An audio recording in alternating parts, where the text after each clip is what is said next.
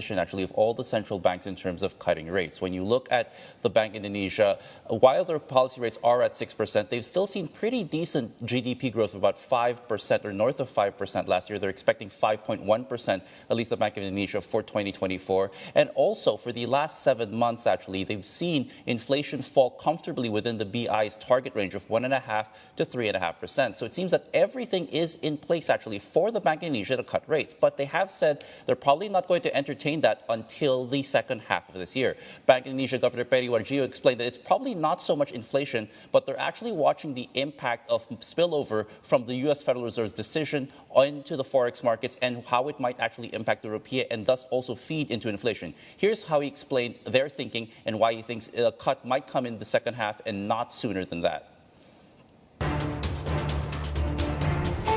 What we are still watching closely is about the global spillover. What I mean global spillover, mainly, of course, the impact of U.S. monetary policy direction, as well as the timing of Fed fund rate, which is so far our baseline scenario only starting on the second semester with a total of 75 basis points. Not so much about the Fed fund rate, but the impact of the Fed fund rate on the dollar strength.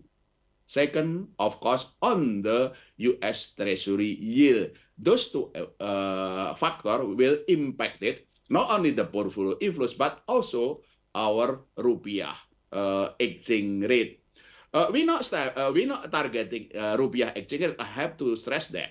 But what we are monitoring, the impact of rupiah exchange rate toward inflation. Those actually the meaning when I say it, there is clarity and room for adjusting our policy rate in the second semester of this year, which is meaning about to ensure our risk mitigation of global spillover is intact there to safeguard our stability of macroeconomy as well as also stability financial system and supporting our economic growth. So I think that's what we are focusing now to stabilizing our exchange rate so that imported inflation can be mitigated at the back that we are also seeing uncertainty and global food prices, energy prices. Those actually what we are focusing on